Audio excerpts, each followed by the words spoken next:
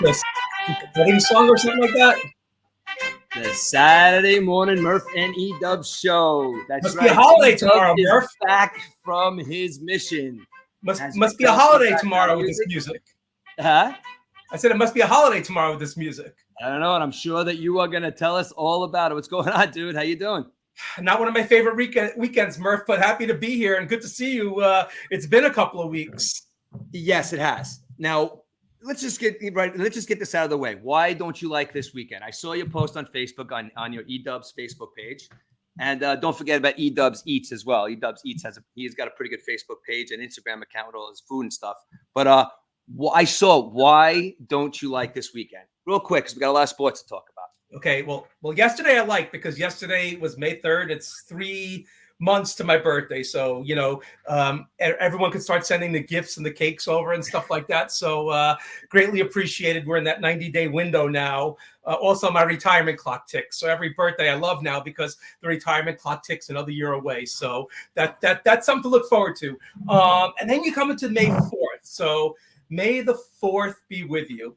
I say, may the Schwartz be with you, because you know what? May 4th means nothing to me, Rich. I'm not a Star Wars fan. I considered Star Wars a 3-hour nap in the movie theater as a kid. Okay. Now you do realize that you're in a very small majority of people our age. I do. And, I was C-3PO for a Halloween that year because that's what it was. It was Star Wars. But, I saw it. And I went to day camp as a kid, and usually on the rainy days, that's where they stick you. They stick you right in the theater. So it seems like I've seen Star Wars and Rocky like 1,000 times and stuff like that. But yeah, it's just like, I kind of like the funny movies, Rich. There's really no humor to Star Wars. Is there? I don't know. What was your, you just said like, maybe because we're at a certain age now where it's a movie, 9 movies that have kind of been watered down. Everybody's seen them 1,000 times. There's 9? 9? Yes, there's 9 of them. So you obviously, where have I been?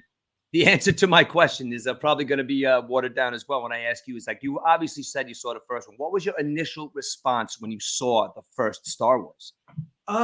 Different. I don't think I ever saw a movie like that before. Basically, you know. Okay. Now you didn't like the storyline.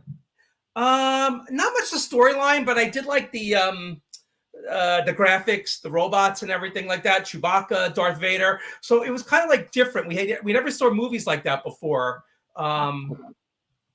Wait, I lost my camera here. Yeah, you lost your camera, Rich. Can you still hear me? I still hear you, yeah. Yeah, right. Hold on. We can keep talking. Just go ahead. Yeah. So, it was different. But like you said, there was 9 episodes already. So I guess I have a lot of watching to do, huh?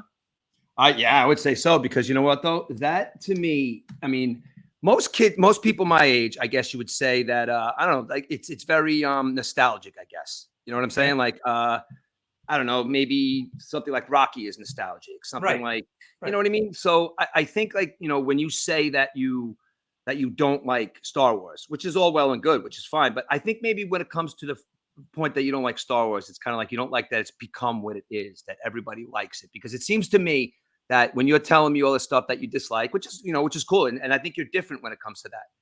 But I think that when you, what's the word I'm looking for? I'm kind of like, look, what's the word I'm looking for? I'm looking for maybe hold on, I'm really this is really starting to bother me here about this camera here. So my camera is not working right now. So let's go up. I think Star Wars was kind of like the first of the I guess you could say trilogy or whatever. Now it's like there's 9 of them, but I think Star Wars was the first movie where you had like different parts and stuff. And then Rocky as well. So they came out right around the same time. And then of course, Harry Potter, I guess, and stuff like that. So I don't know what it is, Rich. It might be that there's just so many episodes out there that I know there's Star Wars, I forget, I'm looking for the word, but like people that dress up all the time, go to conventions and stuff like that, like fanatics of Star Wars and stuff. But I was never fanatic. Like I said, I sat through the movie. I didn't really understand the plot, but the graphics and the robots and everything, I thought was pretty cool. The music was great. Can't complain about the music and stuff, but just not into it. Right. I hear you. Well, looks to me like we're only going to get some. Like we're going to get only audio of me today, because I don't know what's going on with my camera. Like I've always said that I need to get a new camera, and this might be the time and place to do it. But anyway, yeah, I guess it won't be a distraction, but at least that's what I'm doing behind the scenes. But it just, like I said, though, dude, it just seems to me like sometimes that, you like, like I said, you're going to go off on a tangent about tacos. That's why we started off our show with the Mexican hat dance. So Star Wars and tacos to me are kind of like stuff that is nostalgic. I mean, you know what I'm trying to say? We're also, Rich, today, something else I don't like. Oh, you're back on the air. There's your camera. It's fixed. Good. All right. Good to see you again. I thought you were taking your clothes off or something like that and going to show me that you're doing the show naked or something like that, or you're going to walk around carrying a dozen bagels with no hands, if you know what I mean. But don't tempt me. Don't tempt me. But yeah, not only is May the 4th. Now, May the 4th just started a couple of years ago. It wasn't around in 1976 whenever Star Wars came out. It's just one of those new holidays they make. And tomorrow's Cinco de Mayo, another new holiday that made. It's not even celebrated in the country where it's originated from, apparently. But there's one more. But you know what, though? Wait, let me stop you for a second. Cinco de Mayo. I mean, Cinco de Mayo is a holiday. Is it a holiday in Mexico, though, Rich? Oh, it's a holiday in Mexico, 100%. I agree. I'm not saying that, but it is kind of a holiday. It's Mexican Independence Day. Ah, okay. That's what I'm saying. Like, I it is actually, and it is not something that was made up. It's something that, Mexico got their independence. If I know my history, they got it from Spain. So, and now I think that's what they celebrate. Well, it's just another day to parade up Newburgh every year that gets, I don't know, I think it gets canceled every year because of gang activity. I'm going to buy stock in, I buy like 100 shares of Corona stock today, and then I sell it on Monday. So that's what I'm going to do. But something else I don't like today. I don't know your opinion on this, but today's the Kentucky Derby as well. I think horse racing is a crock. I mean, it's just another way that America say, hey, let's drink. Let's watch horse racing and let's drink all day, basically. You know what? I don't normally agree with you with these silly stuff, but we've gone on this tangent before about the jockeys and the horses and what they do to these horses and stuff like that. It is what it is, but I've never been a Kentucky Derby guy either. Everybody, you know what it is? And I think the whole allure to the Kentucky Derby is a lot of people that aren't, I guess, like sports gamblers. I guess back in the day, OTB was very famous because for some reason you couldn't gamble in New York, but you could bet on horses, which always to me was very weird. But yeah, I'm not a big fan of the Kentucky Derby. Like, I have no clue who's the favorite. I don't care who, Joe Blow's, horse is going to maybe win the Triple Crown. I don't care. It's a horse.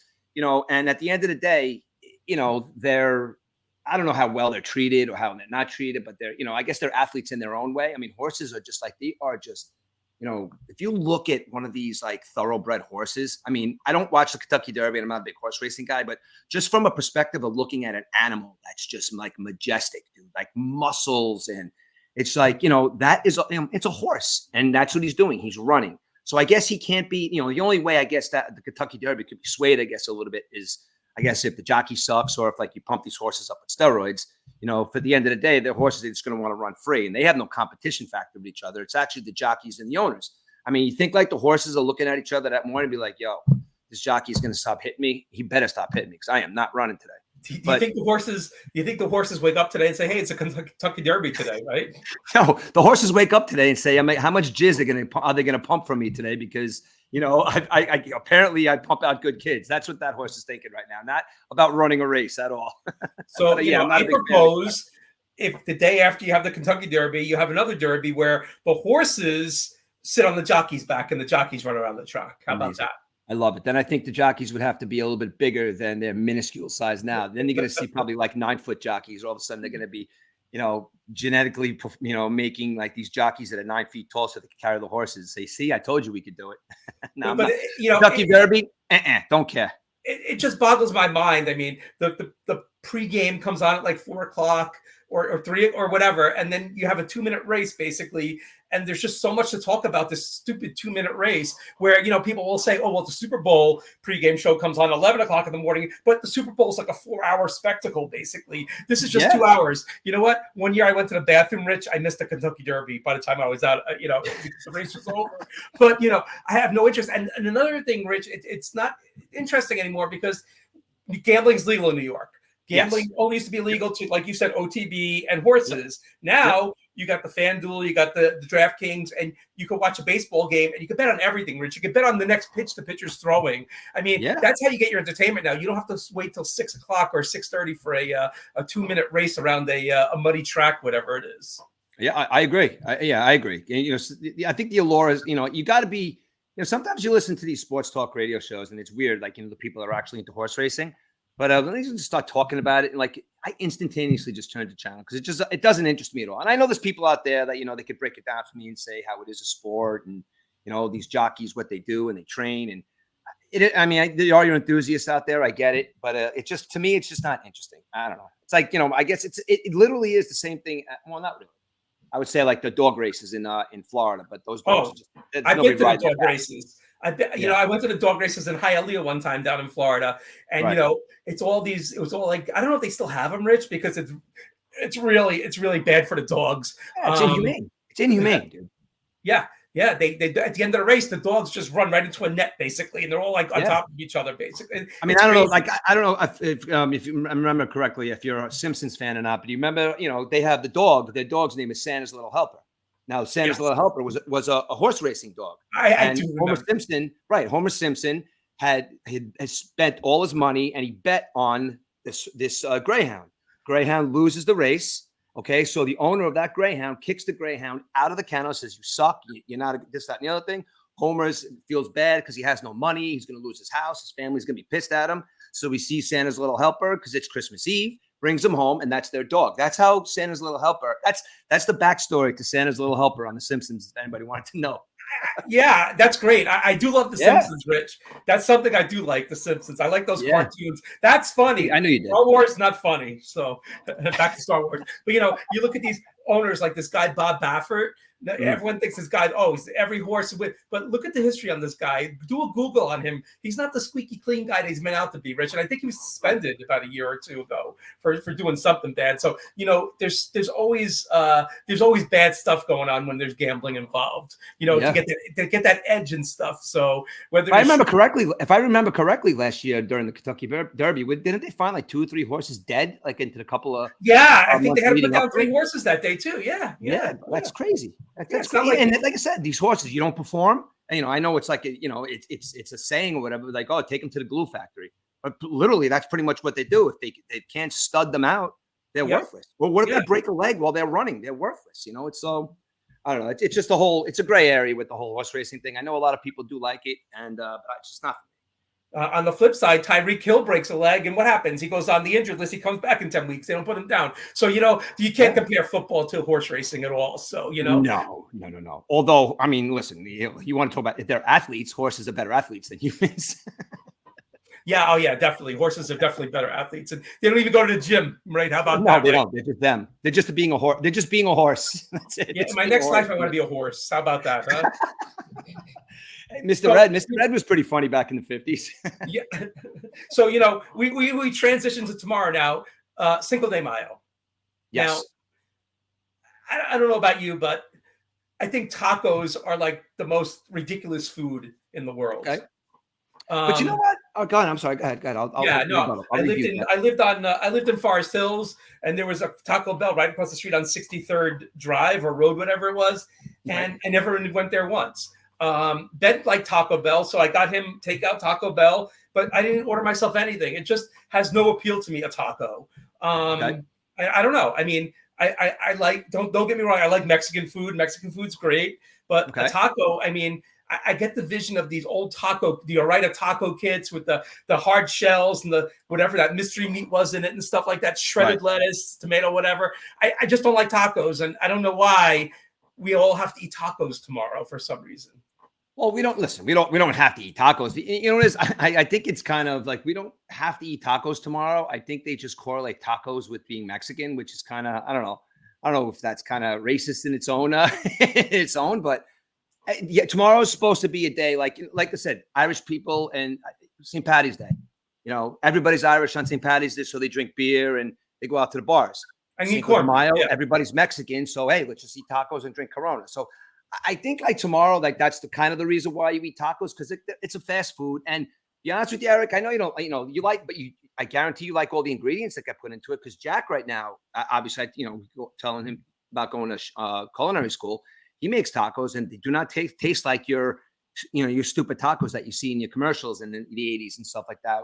Jack makes legit tacos. Like, I forgot what he calls it, but like he cooks where he fries up the shell, the soft shell, in a cast iron pan, and I forgot what they're called, but like So whatever it's a soft shell taco then, not like yeah, a hard but they're kind of called something, but and then like you'll wrap the hard taco and soft, and I don't know. There's ways to eat them, but again, maybe it's a nostalgia thing for you too, because like when you see the commercials, like they're shoving all that garbage into it, it's like it's like quick meal. But some thought does actually go into it. I can't eat them all the time, and I do like Mexican food sometimes, but I think tacos are pretty good though. But I'm not eating tacos tomorrow just because it's Cinco de Mayo. I'm gonna say, hey, listen, wow, they got their independence today. Yeah, I know. It's funny because whenever I drive home from work on Route 9 and drive past what's that? There's a Mexican restaurant across from Home Depot over there. They would have tents out. Yeah, tents out, 1 million people, and then you drive back the next day. There's no cars outside. So I think that's the Mexican restaurant's hit or miss day. That's like their Black Friday, basically. That's the day they make all their sales, I guess, right?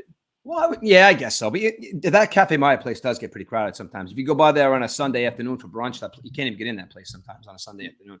Now, Rich, I did some research. I mean, I know everyone's like so big on tacos, Taco Tuesday, and everything like that. Yeah. But you know what the number one food in America is? The number one food that Americans like? Hot dogs. Got to be. How'd you get that? You got that. No, I kind of knew that just because I was reading something the other day and I couldn't believe that I read it was hot dogs, to be honest with you. I really, coincidentally, I did read something the other day about that. Now EDUBBS likes hot dogs, but EDUBBS has hot dog rules. First of all, they got to be all beef. Not necessarily kosher, but it has to be all beef. I agree. The smokehouse. I don't know if you've been to the smokehouse. They got some of the best hot dogs there. So that's one rule. Rule number 2, I only eat hot dogs on U.S. holidays. So we're talking Memorial Day, 4th of July, Labor Day. So those are only 3 days I eat hot dogs on. Now I'm going to cheat a little bit. I'm going on a baseball trip with Ben in 2 weeks. So we're going to the Midwest, and they have some great hot dogs that I want to try. And it's kind of like a little bit before Memorial Day. So I'm kind of like bending the rule this year. So I'll be trying some nice hot dogs in Cincinnati, Chicago, and Detroit. Nice. But I do have another rule about hot dogs, Rich. So it involves people. People invite you to their houses and stuff like that. So I have a rule. If EDUBBS is driving more than 25 miles to somebody's house, and you're serving me hot dogs, right? The gift I bring decreases by 75%. So, so here's the deal: if I'm going to bring a cake, right, from the bakery, and I see hot dogs, what I do is I take the cake back to my car, put it on ice, and then I go to the 7-Eleven and get Entenmann's cake. So that's what happens. You see, but you know what though? I love Entenmann's cake. If somebody brought an Entenmann's cake to my house, I would love it. Okay, but what about bakery cake? A nice bakery cake, frosted and everything like that. So good. This is good. So I figure if I have to drive and I'm coming to your house driving more than 25 miles, and you're serving me hot dogs, that's not the effort. You're losing effort. If I'm driving 25 miles and you're making me an organic, a 28-day organic ribeye steak, bone in, then it's fine. Then you're going to get the gift, and maybe I'll give you some, a bottle of wine on top of it. But if you're going to serve me hot dogs and I'm driving such a long distance, sorry, the gift is decreasing. Maybe I won't get the Entenmann's cake. Maybe I'll get a box of Twinkies. How's that? So you know what though? I don't think that would happen in our circles, the people that we know and and stuff like that. I don't think that would happen at a barbecue, especially not a barbecue at my house. Because if you were coming to my house for a barbecue, barbecues are different, Rich. Barbecues are different, because barbecues, you got burgers. I'm talking. That's what I mean, though. I would never serve hot dogs. Let's talk about a day in February. Nobody's using the grill. So if I go to somebody's house and they're serving me hot dogs, sometimes the wintertime is good for the grill. But you know what though? I would never if somebody was coming for a house dinner and I'm serving hot dogs, no, I don't think I'm going to serve hot dogs unless they're like special hot dogs. But no, hot dogs in a barbecue though. Usually you get a bunch of hot dogs for the kids. And you get, steak or chicken or burgers for the, for the adults and some of the kids. But I mean, if you put a hot dog on the grill and it gets them black marks and it's perfect on the grill and throw a little ketchup on it, I don't know. And I'm also kind of like you in a sense that you say that you only eat hot dogs on American holidays, whatever. I'm kind of just like a summer hot dog guy. Like I won't go to a restaurant ever and order a hot dog unless it's Walter's Hot Dogs down in Mamaroneck, which is amazing. Yeah. But, there's some places in Jersey too that serve hot dogs. Yeah. You ever hear of an Italian hot dog, Rich? Yes, I have. And there's a really, really good place in Connecticut that I just heard about. It's a Jersey staple. It's a Jersey staple. Yeah. Yeah, but I know I just heard about a place in Connecticut that does it the same way. So it's kind of like where I'm working right now. When I say Italian hot dog, I don't mean Tony Soprano pulling down his pants. Okay. No, I mean, you know what the number 2 food was, Rich, on the list? Pizza? Actually, pizza was number 4. Number 2 was French fries. Now, French fries, everybody loves French fries. Listen, my wife eats her fair share of French fries. So, a lot of people, and that's like her one, my wife eats really good, but she likes her French fries. You know what I mean? So, and I think that's kind of like, maybe that's why that's number 2, because a lot of people that do eat good, but nobody can resist a good French fry. Like Jack makes amazing French fries now. Oh, wow. He makes fresh crusted potatoes, puts them in the deep fryer, and oh my God, they're amazing. They taste like these French fries that we used to get back on, at the seaport back in the day at a place called Roebling's that my uncle used to work at. Okay. Awesome cut French fries. Jack makes them the same way. That's again reminiscent of from when I was a kid, but I love those fresh cut French fries. So yeah, I agree. Probably French fries would be number 2. Yeah. So you know what number 3 is? Number 3 is a little tough one. Number 3, I have hamburgers. No, chicken tenders. Now, when I think of chicken tenders, I think it's a kid's food, but you know what? There's a lot of adults that like chicken tenders.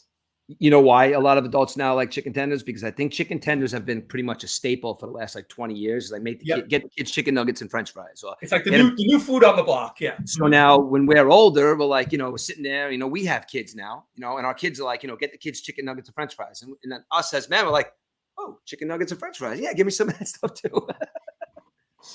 I think that's a good one though. I would never have thought that, chicken tenders, but it's an easy food to make. That's why, you know what I mean? Yeah. And they pump it out in mass production, Now, I just want to take a step back because you said something before. You like ketchup on your hot dogs. And I thought I was the only one that liked ketchup on my hot dogs. Absolutely. No, you are not the only one. Everybody likes ketchup on a hot dog. A lot of people, most people do anyway. If it's just quick. I mean, if you're really sitting down and putting, a bunch of stuff on, making it like a gourmet hot dog. But if you got a quick hot dog, throw some Heinz ketchup on there, put it in, oh my God, delicious. Delicious. Yeah, no, number 4 on the list is pizza. I mean, pizza, it's got to be in the top 5, no doubt about that. I'm surprised. I'm literally surprised it's not number 1. I mean, that's I'm surprised too. It would be number 1 on mine. Remember, I had that pizza contest a couple of years ago. But yeah, pizza. I never met a person that doesn't like pizza, Rich. No, I met it's funny. Aiden has a friend, Matthew, and he was over here last night. And when he was a kid, all he would eat was Pizza Hut pizza. Oh wow! And all he ate when he came here was Pizza Hut pizza and peanut butter and jelly sandwiches. So he says to me last night, like he's really in here having a nice conversation with us. He's older now, him and Aiden, they're both 19, almost 20. So he's having a really good conversation, telling us about his life, and then he kind of like walks out and comes back in and goes, I'm not as quiet as I used to be. Am I? He's like, no, that's really good, Matthew. It was really nice to hear him talk about his dreams and everything. And he goes, it was pretty nice, but it's funny. All he ate was Pizza Hut pizza. Wow. I think there's only one Pizza Hut left in Newburgh in this area. There used to be the one over there by Walmart over there, but that closed down. It's an Indian restaurant now. But you talked about peanut butter and jelly, Rich. Peanut butter and jelly sandwich is 24th on the list out of 25. But I've never had a peanut butter and jelly sandwich. And I'm not allergic to peanuts, but I just never had a peanut butter and jelly sandwich in my life. Okay. My wife can't believe me. She says, Jody, how can you never have a peanut butter sandwich? I said, I never had one. Now, I listen, you say a lot of things that I'm like, it's weird, whatever. Say a lot of things that you don't like. A peanut butter and jelly sandwich is the perfect snack. My kids do not eat peanut butter and jelly sandwiches. They won't even try because they say they don't like peanut butter. Right. There is nothing on this planet more perfect than a peanut butter and jelly sandwich. It's easy, white bread, throw it in your mouth with some milk. I don't know, dude. You should try one. I don't know if you don't like it or like it. I have to get you. If you think it's disgusting, I just never had one. Never. I'm gonna make you a peanut butter and jelly sandwich. I'm going to, and I'm gonna go by your house. I'm gonna knock on your door, and there's gonna be a little baggie hanging on your door, and it's gonna say "Eat me," and it's gonna be a peanut butter and jelly sandwich. All right, eat me. Oh my! I might even just pour a glass of milk in the Ziploc bag too, so you can really get the taste. Milk. Nah, peanut butter and jelly. I love peanut butter and jelly. I always think people that don't like it are weird. So, but I don't think you're not weird. So maybe. No, I'm definitely weird because even Jody will say, "You never had a peanut butter and jelly sandwich." I said, never. Now, I gotta say, you know why you don't like peanut butter and jelly? You were never a beach person. Jody's a beach person, right? Is that what it is? The beach peanut butter and jelly sandwich is a staple, dude. Everybody, Is it Everybody the sand? gets, Is it the ocean air? What is it? What is it? I don't know. When there is a touch of sand in there and a little crunch, I don't know. It's just weird, but it's just reminiscent of the beach. When you see your wife later, ask her if that's the reason, or if there's some kind of like, if it's just if she used to eat it at the beach. So I know she likes the beach, so ask her that question later. Perfect. Yeah, that could be it. That could be it. Maybe. So number 6 on the list, apple pie. Don't like it. Never did. Don't like Cherry it. pie. I'm a cherry pie fan. I'm not a pie person. Too Yeah, slimy. It's a texture thing. Meatloaf, number 7. Ugh, I can't stand meatloaf. I like it. I told my mother one time that I'd rather have meatloaf at the hospital because it's, every meat than her making meatloaf. And wow, she got offended by that. So yeah, you believe that as a kid, little EDUBBS telling his mom that eat hospital. Hey, Mom, you're a terrible cook. Jody wants to make a meatloaf all the time. I said, you can make it, but I'm not going to eat it. That's why they invented Chinese restaurants, I like meatloaf. I like it. What's number 9? Number 8, macaroni and cheese. Like macaroni and cheese. Gotta say one thing. My sister-in-law makes a very good macaroni and cheese. She puts like little bits of like cheese, like what are those cheese nibs on it, and she makes it fresh, homemade. I really do like. I like macaroni and cheese. I'm impartial. If it's there, I'll eat it, but I'm not going to grow out of my way to eat it. But the number 9 is probably one of the favorites. This should be in the top 5. The grilled cheese sandwich. Now, there's nothing like a grilled cheese sandwich. Yeah, and a little tomato soup too. You have to. I think you have to add the tomato soup. And not only that, put bacon on the grilled cheese with the tomato soup. Wow. Yes. Perfect. Love the grilled cheese sandwich. Yep. What's number 9? Okay, that was number 9. Number 10 is pot roast. Now, pot roast is like it's a comfort food. It's a winter food. You're not going to eat pot roast in the summertime, but there's nothing like a good pot roast, if you know what I mean. Do you like it? I do. I love a good hot open pot roast sandwich from like a diner or something with the gravy and the mashed potatoes on it, and it's just kind of like an open sandwich. Oh, I love a good pot roast is amazing. My grandmother used an amazing pot roast. I do love that. A couple of Mondays ago, I was coming from work, and I called Ben. I said, "What are you doing?" He goes, "Nothing." I said, "Meet me at the diner in Highlands, and we'll go out to dinner." So we met at the diner, and that's what he wanted that night. He wanted pot roast. So and it looked pretty good, actually. It looked pretty good. Nice. Okay. All right. That's the top 10 food. I can't believe hamburgers aren't on that list. We didn't hamburgers were. I missed hamburgers. Hamburgers were number 5. I went right from pizza to apple pie. Hamburgers are number 5. So awesome. Okay. In my list, hamburgers and pizza, hamburgers. What do you all give me your top 3 out of that 10? Okay. So I just want to talk about hamburgers for a second. So hamburger, I made them too. Hamburger, and I put egg on it. Egg, bacon, jalapenos, coleslaw, provolone cheese. Oh my God. It was like one of the best burgers I ever had. There's nothing like a hamburger. Oh, but you know what though? But you missed out, Rich, because you have yours well done, right? You don't like it medium. Well, medium well. Medium well. I don't miss out, but medium well. I'm going a little, I'm kicking it back a little bit now, But yeah, I'm like a medium well guy. I thought hamburgers would be number 1. Who doesn't like a hamburger? You know what it is too? I think it's consumption as far as like, ease of consumption. You know what I mean? Like you could eat maybe 2 hamburgers to like, 4 tacos, you know what I mean? Yep.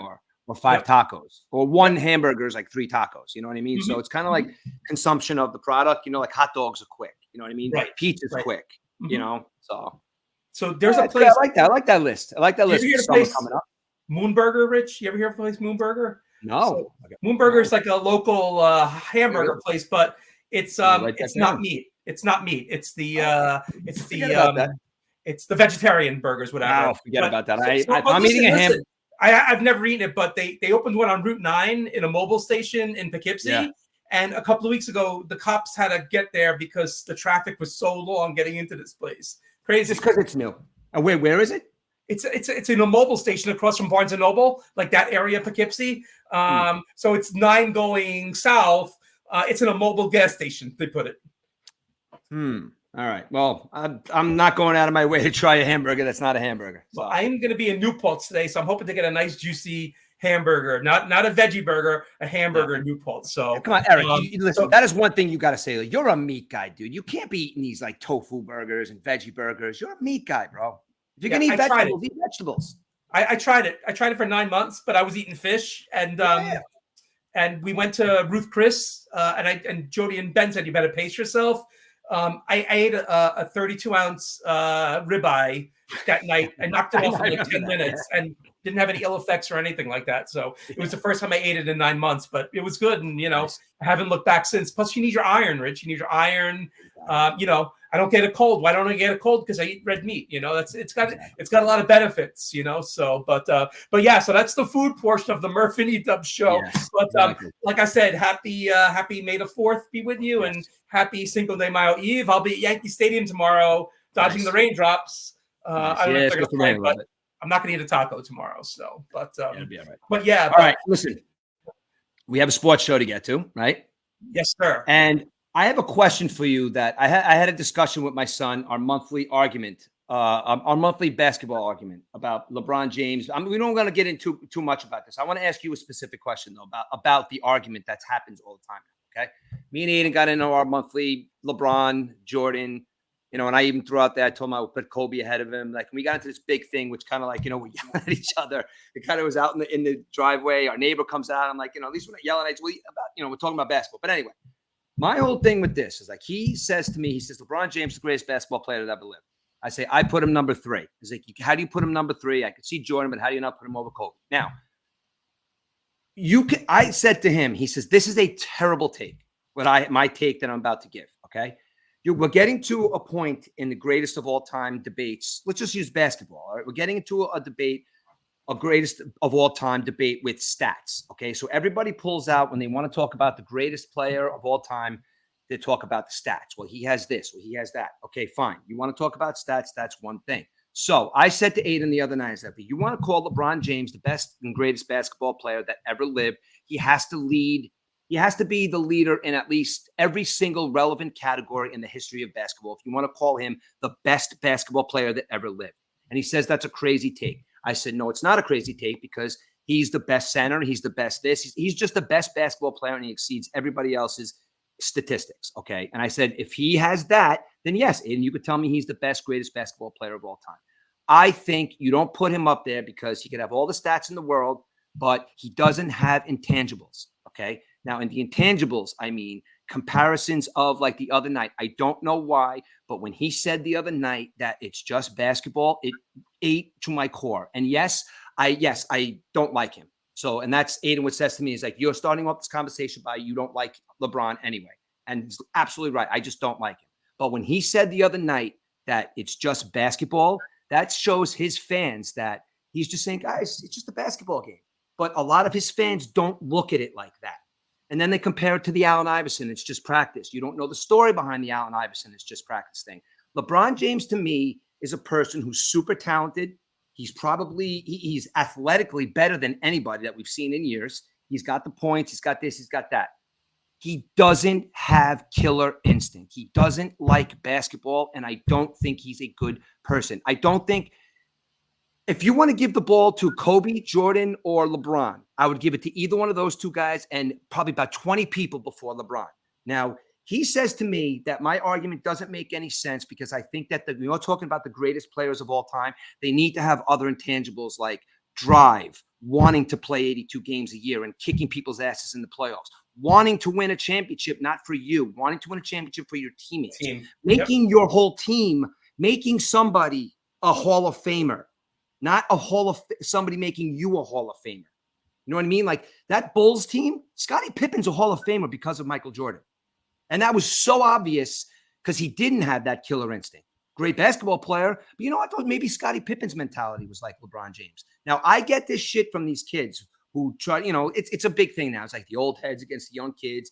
It's a different game now. I think now comparatively, my neighbor says to me the other day is the greatest football player that ever lived is Tom Brady. The best football player that ever lived, you could probably say is Lawrence Taylor, or you can say one of these guys. Now, Brady's the greatest because he's won championships. He's brought his team back from deficits. He's done all those tangibles. He's the maniac yelling at everybody. He loves the game of football. LeBron James, athletically, statistically, sure, you could call him the greatest of all time. But you know what, though? There's certain things that he doesn't have that the greatest of all time has. Now, do you think my take on that is a dumb take? Or do you think that it's something that could be discussed? Yeah, I'm not big on that, Rich, on the greatest of all time arguments. They'll be around forever, and nobody ever wins these arguments either. So, but I was just, when you were saying something just now, something just clicked in my mind. So, I know people say I'm biased and stuff, but I want to talk about the Yankees. So look at these guys: Derek Jeter, Jorge Posada, Mario Rivera, and Andy Pettitte, right? And Bernie Williams to an extent. So these guys had the drive. Right? They won the championships. They're not the greatest of all time, but they are the prototypical athlete that you want. They had heart. They had drive. They wanted to win for their team, and they did win for their team. They won rings. So a lot of these guys just like the paycheck, Rich. They like to play for, play by, like LeBron. Do you think he has the drive to win the championships? They went quietly in the night, Rich. They didn't even put up a fight with Denver in the playoffs. Nope. Right? I mean, Anthony Davis played well. But whoa. I'm sorry. Just pause for 3 seconds. I want to say something about Anthony Davis. The guy took a night off during the playoffs. I'm sorry. Keep going. I want to talk. He took a night off during the playoffs. He wasn't injured. Yep. I'm sorry. Go ahead. That's crazy. Really I'm just saying. And look what happened to the Lakers coach, Ham. He's fired, right? They got rid of him. Yep. Right? So, did they think they were going to win the Lakers? I mean, you know what, Rich? And when you're talking about the Lakers, they won that in-season tournament. I think they took that more seriously than going for the actual ring. They won the in-season tournament. What good is the in-season tournament? The Indiana Pacers were and look at the Pacers. The Pacers are still in the playoffs, but the Pacers have to drive. And I want to talk about the Pacers and Knicks because, we have this rivalry revisited. Getting back to your thing, Rich. It's hard to really talk about that, the arguments and stuff like that. But you have to look like Tom Brady. Yeah, he might be one of the greatest, but it's a different era, a different type of football. Back then, there were less teams, less players. Now there's more teams, more. Whenever these arguments go, it's hard to compare. You could say that Babe Ruth was the best player ever, but you put Babe Ruth in today's baseball, is it about? No, Babe Ruth might be a Steve Balboni. I don't know if you remember Steve, but that's what it is, Rich. It's hard to make the comparisons nowadays, and to put LeBron James as the best basketball player ever, I think. You can't because these guys had the drives in the 80s and 90s, the 60s and 70s. I mean, these guys were playing every day. Like I said, Dennis Rodman would play 42 minutes. What would he do after the game? He'd be on the treadmill running and stuff like that after the game, after playing 48 minutes, whatever, the full game, not coming out, And I look at these guys. I look at Tyrese Maxey and I look at Jalen Brunson. They played their hearts out, Rich, in this series. And you know what? People might say Joel Embiid is soft, but let me tell you something about Joel Embiid. Joel Embiid had Bell's palsy. Now, people don't realize what Bell's palsy is. Bell's palsy is like a little stroke of the face where your face, it's not the most comfortable thing in the world. My dad had Bell's palsy, and, it wasn't comfortable sleeping. Your eye wouldn't close. You had so he was diagnosed during the playoff series, and the guy comes out. He's got no gas left in his tank. Even in the overtime the other night, Rich, he was like a walking statue for 4 quarters. He comes out in the overtime and starts blocking shots. So, I mean, all kidding aside, Joel Embiid gave 110% in that playoff series. Yeah, he did. But Eric. But he bothered me with his complaining and being a big baby and kind of like he should have been suspended. He should have had that flag. He should have been suspended for what he did to Mitchell or Robinson. He should have been. He should have gotten a flagrant for that, and he didn't. Exactly. I mean, this is stuff that, look, I understand. Like the guys, I'm not taking anything away from him, but he's a perfect example of like I said, back to what we're talking about. We're going to go into the NBA now, but I want to tell you like what I meant by the greatest. We could have the conversation. You could have conversations about the greatest, and no one's really right. But if you want to compare stats, then the stats are concrete. But that's what my point is. You could look at stats and have a concrete best player of all time, but there's intangibles that are involved because there's so many people that have the stats that I think you have to bring intangibles in when you're talking about these guys that are just the greatest at their sport. Like, I'll tell you right now, I think Derek Jeter was not the greatest shortstop of all time. But I'll tell you right now, you got to talk about him in the top 3 just because of his presence. And that's what I mean. I mean that. And when people say, oh, Derek Jeter's not the greatest, but you have to talk about his presence on the field when you talk about the greatest players of all time, or even like the greatest scientists of all time, or the greatest presidents of all time. Like Joe Biden is going to go down as the worst president in the history because he is. You look at what he's doing. You could compare stuff like that. You know what I mean? Like the greatest has to have intangibles. The best, you could see numbers. So that's what my point is with Aiden. But that's why I think that's why I think that my greatest conversation kind of holds water, because I'm not saying Michael Jordan is the greatest of all time. That's my opinion because of how he was statistically. I mean, guy, six championships, 6 playoff. I mean, that speaks for itself. Those are like, he has intangible things over LeBron. That's what makes him better. And they're very close in all the stats. Plus, LeBron played 400 more games than him. Right. So Yep. That's what I mean, Eric, is like you have to talk about intangibles. And you know, also, Rich, you could look at Mariano Rivera. People say Mariano Rivera is the best reliever of all time. And look, he's got the numbers to prove it. In the playoffs, too, when the money was on the line, he was lights out, gave up a couple of home runs. We can name the home runs he gave up. That's how good he was. But on the flip side, Goose Gossage comes out and says, oh, well, we used to pitch 3 innings to get saved. So what he does is just 3 outs. So he's not the greatest of all time. So like I said, it's different eras, Rich. You know, these guys aren't playing 45 minutes a game in an NBA game. Granted, in the playoffs, a lot of these teams are going 7 deep, 8 deep. You know, they're not going their full roster, which should be in the playoffs, you know. But still, I mean, it's hard to make these comparisons, though. But you're right. You need the guy with the heart. Yeah. You need the guy with the ring. You just mentioned the guy that they say is the greatest reliever of all time. And he is the greatest reliever of all time because of what you just said. It wasn't statistically like, again, A-Rod. A lot of A-Rod's home runs, if you look them up, he hit like, home runs when they were losing like 8-0 or like whatever. I'm just saying, Mariano Rivera came in at big spots. And when you saw Mariano Rivera, when he gave up that home run, you were like, oh my God, I can't believe it. Like, because you knew he was going to strike the side out and win the World Series or a playoff game or even a big game in Boston in the middle of like August. He was going to come in and strike out the side. And when he didn't, you're like, holy shit. Michael Jordan has missed his fair share of shots. Okay. You're like, that's going in. Oh my God, he missed that shot. That's what I mean when you have the greatest conversation. Yep.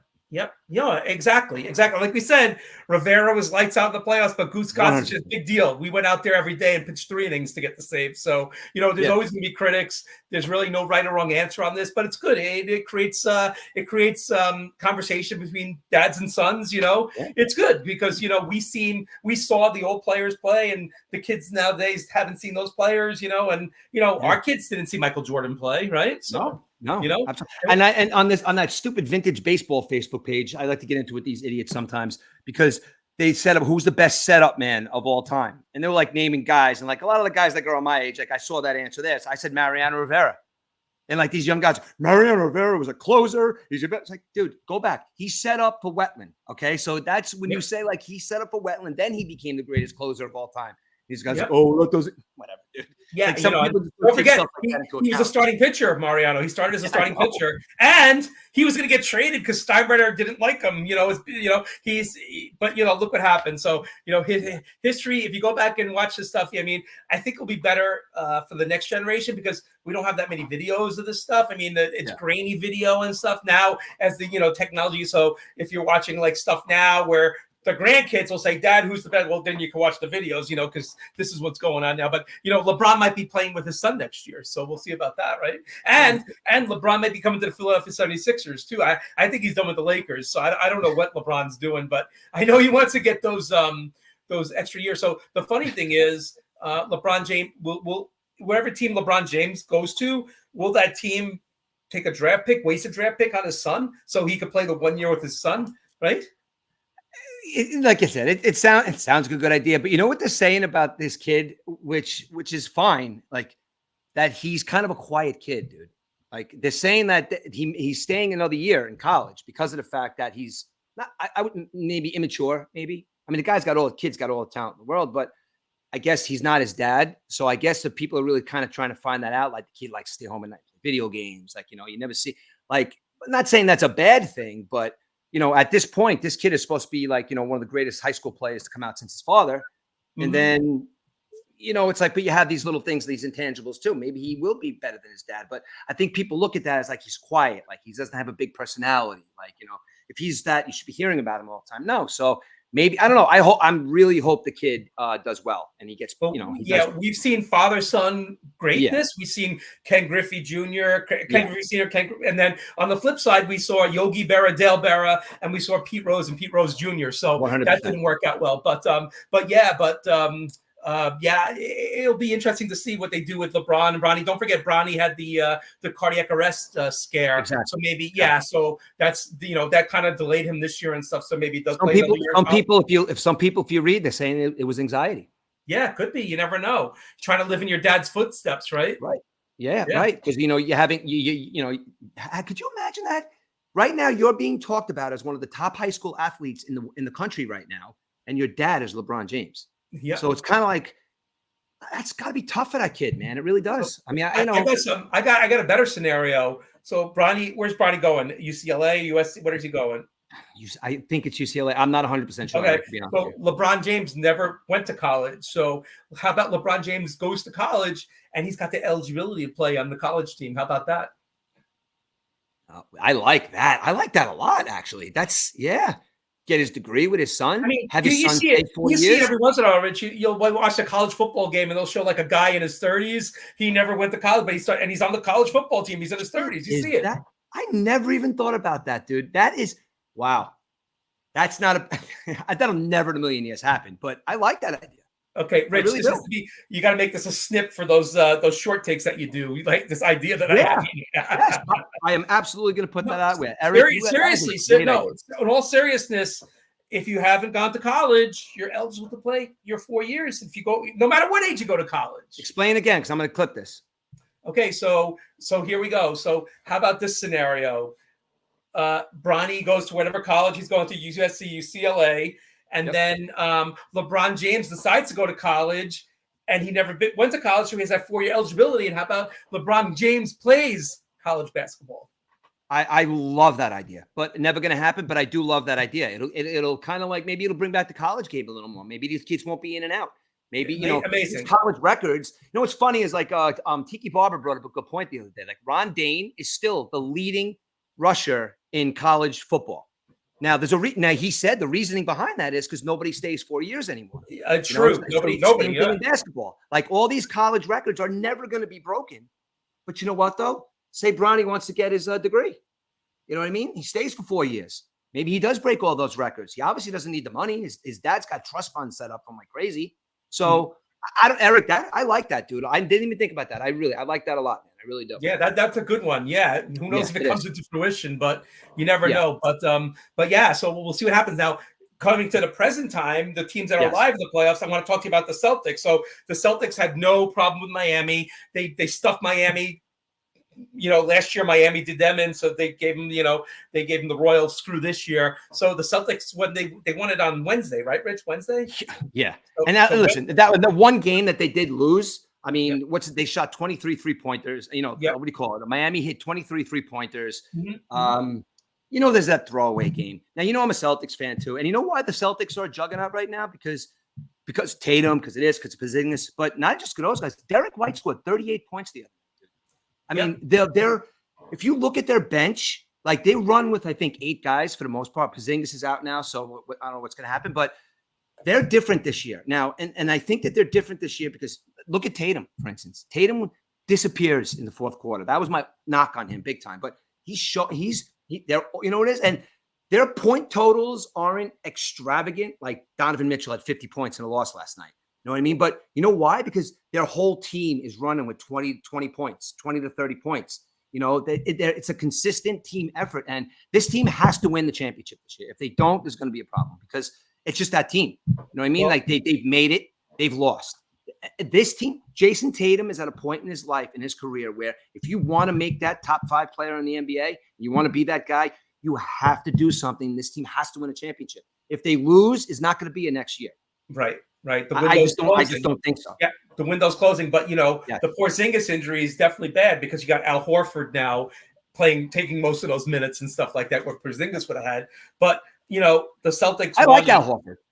Yeah, you do, right? He's a good player. I like Al Horford. He's a little older now, but you know what though? I think that he's one of the. If you really want, I know you're not a Celtics fan. I watched every game last year. He was one of the shining points for the Celtics last year. He was doing everything. He was hitting big threes, rebounds. So not to the extent of a superstar, but he was really pulling his weight in that playoffs last year. So if he's got to take up some of that weight for Porzingis, who scored over 20 points this year. So. I don't know, man. Yeah, I think Horford would be all right. I think they kind of they got to give him a break every once in a while. Yeah, and the break too, the rest. So they've been off the court for like 7 days. They'll be off the court because Cleveland and Orlando will have to play a 7-game tomorrow, basically. So Did the you watch Celtics that game last night, dude? Did you watch that Orlando Cleveland game last night? No, I was watching the Yankee game last night. I watched it, bro. That was Orlando. Listen, they are not winning the championship this year by any stretch of the imagination, but they are an exciting basketball team to watch, man. Did you see that shot that kid hit last night? I forgot his name, but he was dribbling down. He literally Banchero, Pablo Banchero. Is that the kid? Or I don't remember his name, but he gets pushed and he's coming up and he kind of like lost the ball up from like 6 feet away, banks it in as he's falling back, and just back and forth. Orlando came back and they won that game at home to force a game 7. Again, they're not going to win the championship because of everybody else is a lot more equipped, but they are going to be there for a long time, man. Long time. Great coach, great young team. Yep. What about the Knicks, Rich? You see the game the other night, the Sixers. Knicks. Yeah. So the Knicks and the Pacers renewing their rivalries, and it's funny because I was watching the other night and I thought Tyrese Maxey was version 2 of Reggie Miller, the way he came into the Garden and just like shut down the Knicks. Of course, the Knicks went to Philly and they ended the series, but yeah, the Knicks and the Pacers. You got the Pacers at high pace. Their name means the Pacers, so they play, and the Knicks play at the slow pace. So what happens in the series? It's you know what it is. The Knicks just went through a crazy series with a different basketball team. You know what I mean? Like that was going to be like, we're going to beat the shit out of you. We're going to beat you up, whatever. But they're playing a Pacers team now that hits more threes than anybody else in the entire league. They're tough. They play great defense. And can you name me one of the starting 5 right now? I mean, you can, but just like, these guys are young players too. Yep. Well, don't forget they have they got the veteran. They got what's his name, the center, Turner, right? Miles Turner. They got the center. Halliburton, young guy. They got some pretty good players, the Pacers, and they're fun to watch. They were scoring like 140, 150 points a game in the beginning of the season. You couldn't even stop this team. But I do think that there's a player on the Knicks, and as long as the supporting cast plays well on the Knicks, they could be meeting the Celtics if they play it correctly. Josh Hart's playing the guy's playing. He's playing defense, offense. He's doing everything, and he's playing like 45 minutes a game too. Yes. And you know what, Brunson. Right, that's what I want to talk about. Is Brunson one of the best free agent signings ever, Rich, in terms of return on investment? What is the guy? The guy's like an MVP caliber type player. What is somebody was saying the other day, like, and you think about it, is he the best free agent signing ever by the New York Knicks? And I think he's the best free agent signing in sports ever. That's what I'm saying. Yeah. Like that. Yeah. All right, listen, that kid is that good. It's almost like you're tired of saying like, the Knicks and Jalen Brunson at this. He's that good, man. Like he really is. Like you don't you want to hear these superstars. Like these guys are all superstars. Like I really think that there's a chip on his shoulder that Kawhi Leonard is sitting on the bench, is home right now, but he's gearing up for the Olympics while Jalen Brunson is sitting and should have a spot on that basketball team, dude. Yeah. Just because he's Jalen Brunson and not everybody knows him as much as Kawhi Leonard. Well, don't forget, he was the sixth man. He was the sixth man, and look at him now. He's starting, and he's going to get that MVP consideration, you would think. Jalen Brunson is a legit star. Now, he's going to score if he scores over 40 points against the Pacers, there's no way the Pacers are going to beat them because Josh Hart's going to play, Mitchell Robinson's going to play. And I think that whole team, they don't just believe in Jalen Brunson. They believe in each other, dude. Like that whole team, like you see the way those 3 Villanova kids act with each other? That comes from years of playing with each other in college. And now they're messing around on a podcast together. They're joking around. It's like, this is a team that they're having fun playing basketball, dude. And, me being a Celtics fan, that's the team I don't want to play. Out of anybody, I don't want to see the Knicks because that's a team that can beat the Celtics because if they get motivated and they get going and Mitchell Robinson could take the big guys and, I think that's a matchup that the Celtics don't want to see. And the Knicks are playing at a very high level, I think, right now. And I think that it's amazing that Knicks fans are doing what they're doing and invading other people's arenas. That game last Sunday had to be half and half because when you heard the screams for the Knicks, and I'm talking about the first one. And then the other night when they won in Philly, it's like you heard the MVP chants for Jalen Brunson. It's unbelievable what their fans are doing now. Did you And see what happened? I know I'm a Celtics fan, but I do have love for the Knicks a little bit. Like I am a Mets fan, I have love for the Yankees. It's you have to look at this as a whole and say they could possibly win a championship now and maybe 4 or 5 more. Yeah, I mean, there was pure bedlam the other night, Rich, in Philly. The game started at 9 o'clock at night, and I was telling somebody, I said, why the hell are they starting a game at 9 o'clock at night in Philly? I mean, there's going to be so much trash after the game if the Sixers lose. Knicks fans are going to go nuts. And we've been to Philly, we've been to that sports complex, but if you go outside that sports complex half a mile, it's not really the most friendliest part of town, basically. So there's videos online you can watch this stuff. But I was going to say, game ending 11:30 at night in Philly, people mobbing out in the street. They put olive oil on the lights, the street lights. They put olive oil so people can't climb up and just a wild thing happening. But you know what the city of Philly? You know what the city of Philly did? The city of Philly, the trains that run to the stadium. Yeah. It was like a couple bucks to get to the game, but after midnight, they quadrupled the price because they knew the Knicks fans would be there and they had to get on the, they doubled quadrupled the price of a ticket to get out of the stadium. Well, the owner of the Sixers bought every ticket that wasn't sold, and he gave them to like hospital, an ambulance driver, first alert, for the cops, whatever. So they got the tickets, and then the special thing on these tickets, there was a special barcode on where you couldn't resell those tickets too. So that's how paranoid they were. Exactly. Now you want to look at it if you're like a goody two shoes. And you want to look at this from a goody two-shoes perspective and be like, oh, that owner, he's so great. He's giving all these tickets to the first responders and this, that, and the other thing. And at the end of the day, I don't give a shit what you're talking about. That meeting went, Knicks fans cannot buy these tickets. We have to do anything possible. And you know what? Let's give them to the first responders because everybody will love that. Everybody will think we're great. That's what I think that comes. You're a businessman and you're going to say, oh, we're just going to give them to all these first responders and everybody. And because you look like a good person. But at the end of the day, you don't want New York invading your the spectrum. Oh, it's not the spectrum anymore. Right, yeah. You don't want New York invading Philadelphia. Yeah. I mean, the whole New York Philadelphia thing it's rough. I mean, I went to a Giants Eagles game back in the day. Somebody had a Volkswagen with Giants bumper stickers on it. Rich, I came out after the game. The Volkswagen was turned on. They turned it over to Volkswagen. So crazy. I mean, those Philly fans can be rough sometimes. No love lost between Philly and New York. That's for sure. No, absolutely not. I think, well, you know what's crazy though is the Philadelphia, Knicks thing definitely took on a thing of its own because it's New York, Philadelphia. Now the Knicks are going to play Indiana. Like we went through that. We went through the East a little bit. What do you think about these freaking Denver Nuggets, who I love? And not to mention, and maybe I'm biased because I love Jokic and I love Luka. I was so happy last night with Dallas when Dallas won that game. I was so happy. Dallas, those two, and you know how I feel about Kyrie. I can't stand him, but maybe it's kind of like he's like, wow, I'm playing with one of the greatest players in the league right now. Maybe I should kick it in. He had 30-something points last night. Now, Dallas is a team that if they're coached well, their owner's amazing. They have role players. Now, that's a team. I mean, I'm not saying that they're going to beat Denver, but could you imagine a Dallas-Denver, them going at it for the to go to the championship?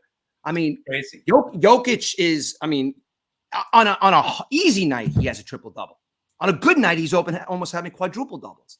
Is there anybody in the league that's physically better than Jokic right now as far as being able to do whatever the hell he wants on the basketball court at any time and being a selfish? Now, listen, the thing about Jokic, too, is if you look at his stats, you might look at his stats and say, wow, this guy does everything. But when he's got to pass the ball, like he wants to be his assists will go up, his rebounds will go up. He gets all these points when he has to, or he gets all these rebounds when he has to. It just happens that he's getting triple doubles. Physically, he's a specimen, and I loved his little digs on LeBron during that whole series, like not making fun of him, but kind of like laughing at him. You know what I mean? Like laughing at him being a flopper and this, that, and the other thing. So Jokic right now, to me, they could win this year. They really can because Jokic is that good. I mean, do you agree with me or not with the West? Yeah, no, I agree. I'm hoping Minnesota wins. I'd like to see Minnesota beat them. I don't think this year, but oh my God, would I love to see I love Anthony Edwards. I think Anthony Edwards is one of the up-and-coming stars in the league. Amazing.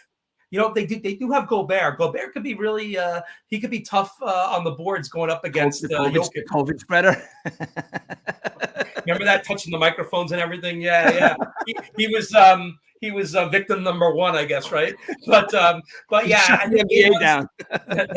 game one's tonight. I mean, I'd really like to see Minnesota do it, but Denver is just like a well-oiled machine. They got Jamal Murray too at point guard, and when him and Jokic are on the court, magic happens. It seems it's unstoppable because you have a guy who could shoot from all over the place, and you could have a guy that could play an inside game, outside game.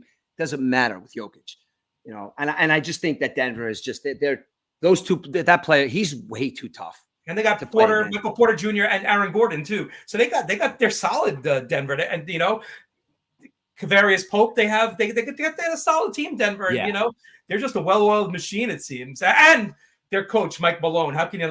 The guy's amazing. Yeah, he really is. He says the right things. The ownership. They're good out there in Denver. I don't know, man. I just don't think anybody's really going to beat them. I mean, there is some good teams like Minnesota with this kid Anthony Edwards is going to be there. They're going to be a perennial playoff team now probably because of him. And he's going to go on. And see, I always like kind of in the back of my head like the Timberwolves. I'm a huge Kevin Garnett fan. So, I mean, it's just nice to see a franchise that almost got there to with Garnett and Jason Williams, but now to see them recycled after a couple of years and now have a young star like Anthony Edwards making some noise. Basketball to me right now is I hope LeBron James retires this year. I really do, or whatever, because I'm just tired of him. Again, I know I can't stand him. I think the NBA is just getting tired of him because they're at this point right now in the NBA. If you're not an NBA fan, if you're like a casual NBA fan, I would say jump on the bandwagon now, man, because there is so many good young stars to watch in the NBA, and it's a very exciting game. Same with baseball, too, dude. Baseball, a lot of good young stars, a lot of really, really good young stars. They're exciting games to watch right now. Yeah, we'll get to baseball in a second. Yeah, but Anthony Edwards, the one Anthony Edwards story I like is he never knew who A-Rod was because, A-Rod's part of the ownership of it. He never knew the kid, which he probably never watched a baseball game and stuff like that. So, but then on the flip side, somebody told me they were in Phoenix last week in the bathroom and they were washing their hands. And the guy next to this guy says, how does the soap thing work? So he showed him and then he realized it was A-Rod. He was wearing it in Phoenix. So you can't even realize who would think, oh, wait a second. I think A-Rod was washing his hands next to me. So you you would think A-Rod would be upset that people don't know him and stuff with his ego and stuff like that, right? Yeah, exactly. But basketball is fun to watch, and the playoffs are always great and stuff like that.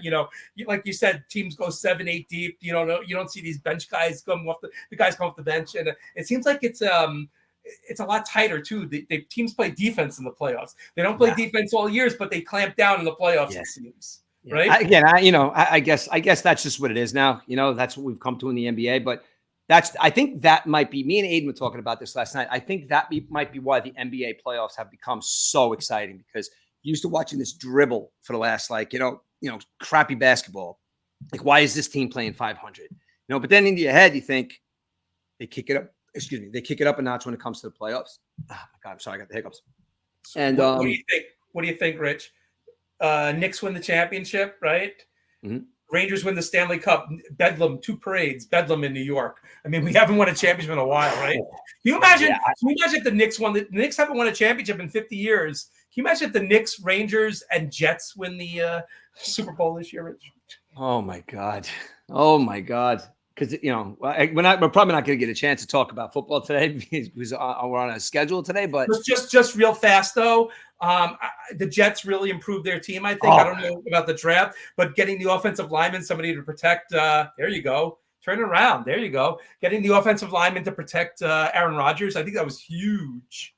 And we drafted a kid that they call the Yak.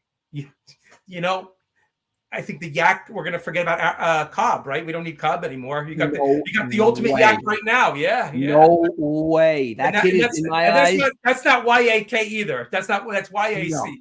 No. Why would you put a guy with the nickname of the Yak, not your number 3 receiver on that core right there? Crazy. They drafted so good. And listen, if you don't think that number 1 pick, and you're a Jet fan, if you don't think that number 1 pick was a good pick, or if you're mad about that number 1 pick being a bad pick, you're not a Jets fan and you don't understand football. Yep. If anybody wants to combat me on that, because just because he's not, the big wide receiver or the big quarterback. No, he's one of the top. He did not give up a sack in college. Not one sack did he give up in college. On Penn State. Now, you're not playing at Penn. You're playing at a high-level Division I school that has 107,000 people watching every single week, and you did not give up a sack. You're starting as my blindside offensive guy with the other 3 vets. And this other guy, Jonathan Michael Finkel, I don't know his name or whatever, but he's saying, like, he said, how come you went to Denver or something like that? Because the Jets didn't offer me anywhere near what the Denver Broncos did. Of course, your offensive line was horrible. Gone. I don't miss you. So don't tell me that you're mad that you didn't get the contract that you wanted from the Jets. No, go protect the third stringer, Zach Wilson. Yeah, exactly. I was going to say he'll protect Zach Wilson now. Yeah, exactly.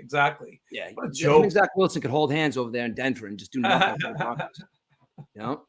Yeah, the Jets to me, and again, all you guys out there that the Jets going to be great. It must be almost football season. The Jets improved more than most teams in the NFL this year, especially with Aaron Rodgers. May 20th, 0 restrictions he has. Not to mention the Yak is living with him. Yep. I mean, this is a guy now that's like, he could, listen, he could be Aaron Rodgers and everybody's like the douche that everybody thinks he is because he's just a little different than everybody. But this is a guy that knows in his brain he's got something to prove to Jet fans because of what happened last year. A man has an ego. It doesn't matter who you are. You have an ego. And if your ego says that you were supposed to win a Super Bowl last year with this team and you got hurt, yeah, you can't help getting hurt. I understand that. But it happened, and you have to have a chip on your shoulder because you're Aaron Rodgers. You're going to be spoken about by the top 25 quarterbacks to ever play football when you're retired. Now, you have to go out there and try as hard as you can to make that a Super Bowl team because I can't believe I'm saying this, but I'm talking about AFC Championship or bust. I'm not even saying Super Bowl is big. AFC Championship or bust with this team because last year their defense showed that they're a high-level defense. They kicked it back a notch because the offense completely sucked. But that defense is like, holy shit, we got some players. Everybody sees about all this stuff, Aaron Rodgers and all the offensive line and the wide receivers. We have Breece Hall with a brand new offensive line this year and 3 good wide receivers. The Jets are going to be a damaging team this year. They're going to make some noise. And I'm saying AFC Championship or bust. Yeah, no, definitely. This is another small window that's going to close soon because how many years does Aaron Rodgers have left? I think the schedule comes out this week, so we could see that first game where Aaron Rodgers will be running out with the American flag on the field, and hopefully he'll get more than 4 plays this year coming up. Now, if I know Aaron Rodgers, or you watch him and like know the kind of guy he is, I wouldn't be surprised if he runs out onto the field and he trips, not on purpose.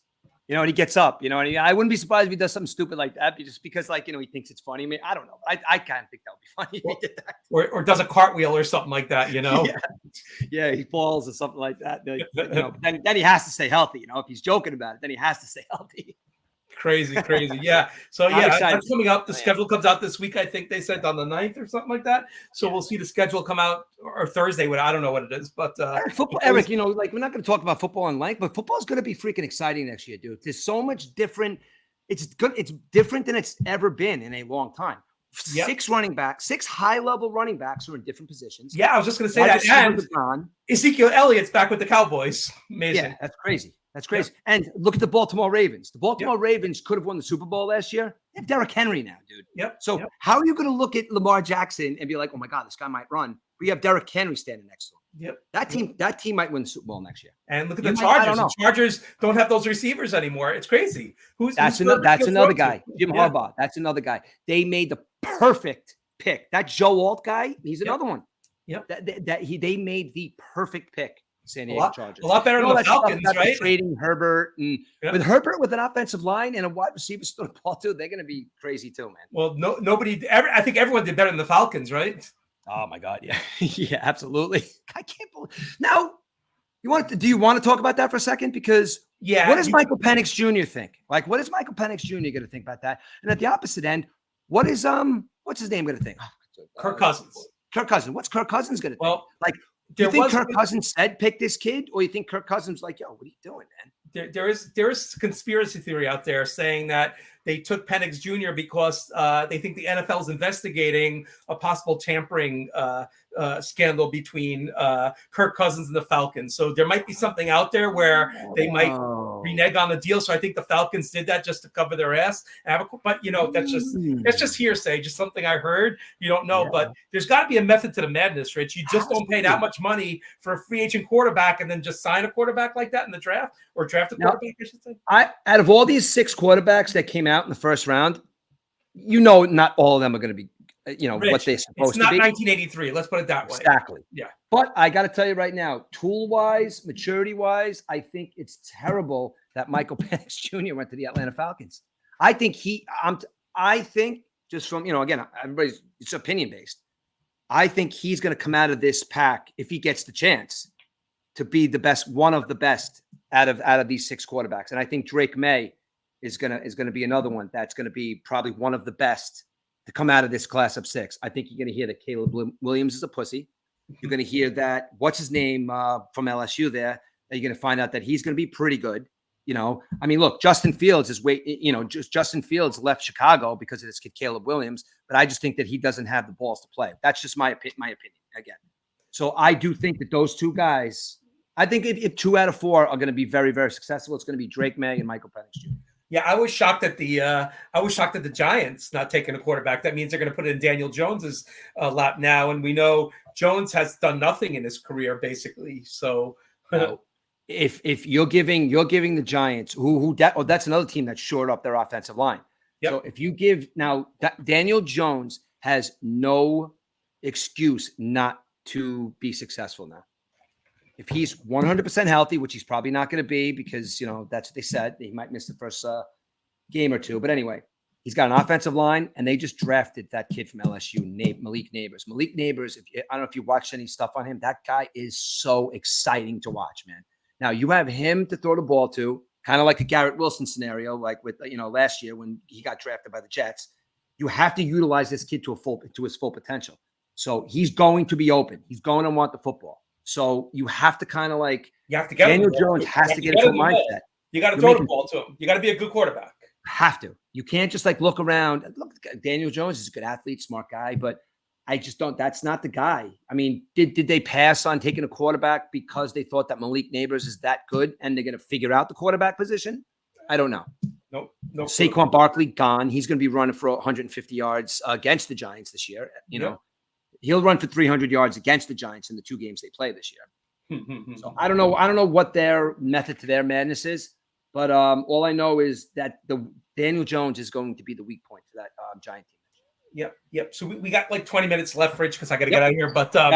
I want to touch on some baseball and stuff. Yeah, absolutely. And I want to talk about the Yankees. So we really didn't talk that much since this happened, but the Yankees were rolling in the beginning of the season. I mean, they're still doing pretty well, but they had Anthony Volpe down in the 6th, 7th hole, basically. They moved Volpe to number 1 for batting for it, and he's hit 209 since, basically. So I don't know if it's a slump or whatever, but I think the tinkering that Aaron Boone's doing with the lineup, he did the same thing with Verdugo. Now, Verdugo's been a great surprise. He put Verdugo up 4th last weekend, and they scored 15 runs in 2 games, back-to-back games. Verdugo goes on paternity leave. He comes back on Thursday, and Boone puts him up 6. Why did Boone put him up 6? Oh, because he was gone for 3 days. So what difference does it matter if he's 4th or 6th? That means he gets 10 minutes more rest since he came back from the paternity leave.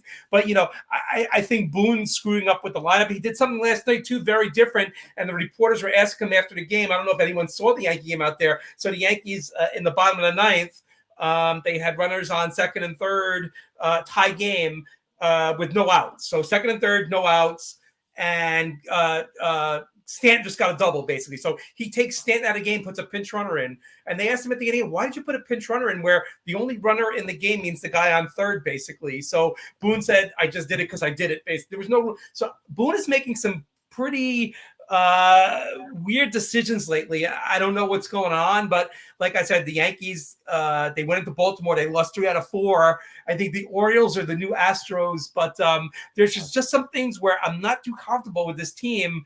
And people say, well, they won 21 games. They're a game out of first place, but I'm not too comfortable because I see things The bullpen, for example, the bullpen's not striking out guys. You're pitching the contact. Clay Holmes has been lights out. I said Clay Holmes for Cy Young the other day. He's been lights out, but the other guys to get to Clay Holmes are not like the old Yankees bullpen. The Yankees bullpen was like striking out guys like crazy. Let all these guys go in the Soto trade. On the flip side, if you look at Juan Soto's done everything the Yankees can expect of him right now. He's led that team. He's had a great month of April. And if you look at the guys the Yankees traded away, all those guys, their stats are horrible. So the Cashman get a check plus for this trade? But yeah, Aaron Judge too. The fans are saying Aaron Judge is hurt, blah, blah, blah. Aaron Judge hurt his toe last year. He came back the month of September and hit the cover off the ball. I think the guy's just going through a slump. There's some good signs of late for Aaron Judge. I don't know what your take is on Aaron Judge, Rich. Is he hurt or not? But I think the New York fans are just impatient. They just let it ride out. Only 1 month done in the season, and you're in first place basically. The warm weather is going to bring out the best in both of our teams, Rich. The Yankees and Mets. The Northeast is just a horrible place to play in April. The balls aren't leaving the yard. Once the warm weather, I went to the Renegades game last Sunday. It was a nice warm day, and the balls are flying out of the Renegades. It just shows you the warm weather is where the home runs start. We got to get rid of this weather. We need the 80-degree weather, which, and then people will be like, yeah, Alonso's hitting the home runs, Yankees are hitting home runs, and the warm weather brings out the best in baseball. That's just my take on it. Yeah. Now, all right, I'm gonna go back to what you were saying in the beginning. Listen to this lineup right now, okay? Now you're a baseball fan. I'm a baseball fan, but listen to this lineup right now, okay? Gunnar Henderson, Adley Rutschman, O'Hearn, Mountcastle, Santander, Mullins, Westberg, Kierstead, and Mateo. You obviously know who that lineup is, right? Yeah, of course. Yeah. I think the average, not the average baseball fan, but somebody who follows baseball probably wouldn't really know most of those guys, right?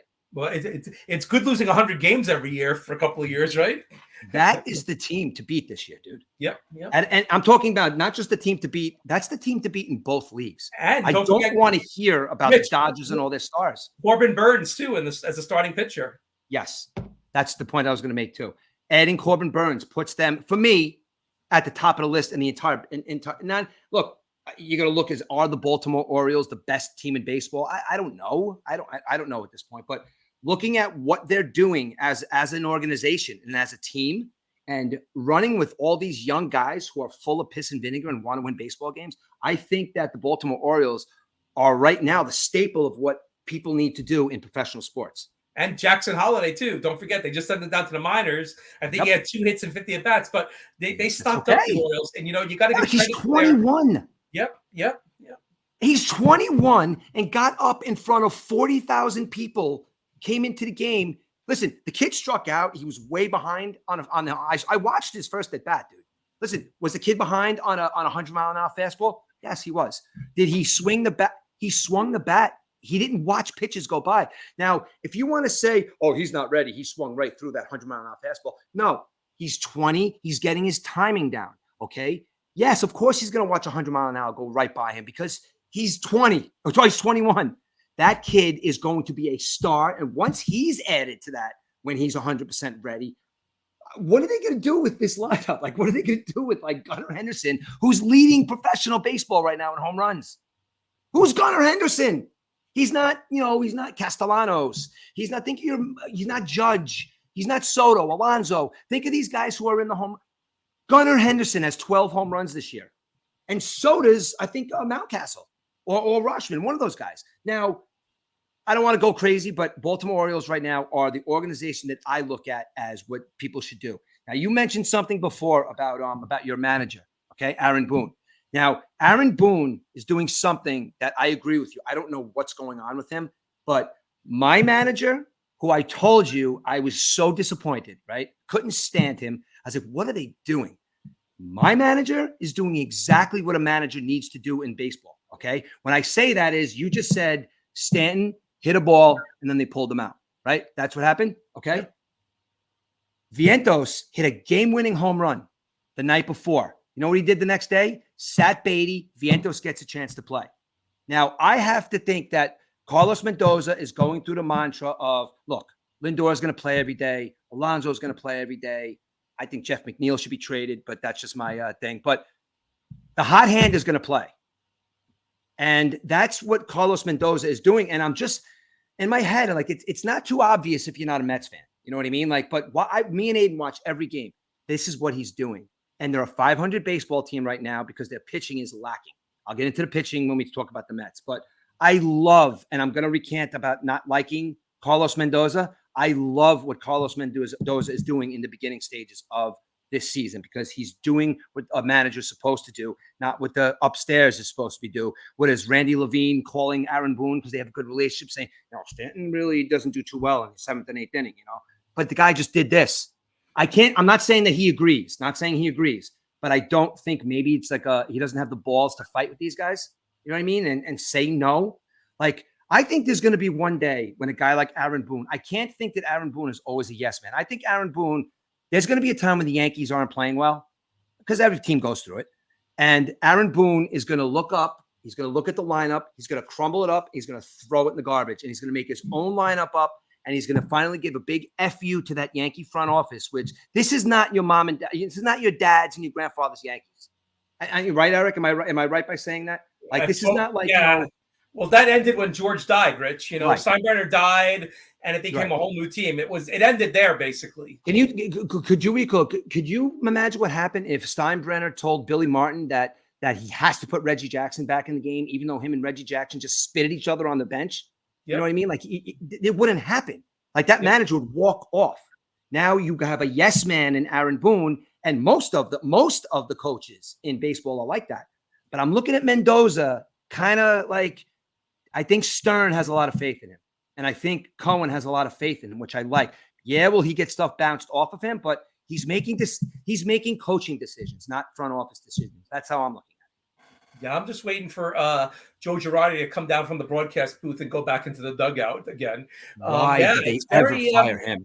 You gotta hand it to Aaron Boone, though. Aaron Boone, he's definitely a player's manager. He sticks up for his players. He gets kicked out of the game all the time and stuff. So he is a pretty fiery guy. But I think you're right. He's a puppet. The strings are getting pulled from upstairs. They're making the lineups and stuff like that. And he's got no choice in the matter. And that's why when they asked about Stanton last night, he just said, I did what I did, basically, because why would the guy just smacked a double? I mean, Stanton is having a pretty good season. You got to realize Stanton's not going to hit 300, Rich. Stanton might not even hit 250, but when Stanton makes contact with the ball, I mean, the ball just flies off his bat. He's got 6 home runs. 10 miles an hour, Yeah, he's batting 224.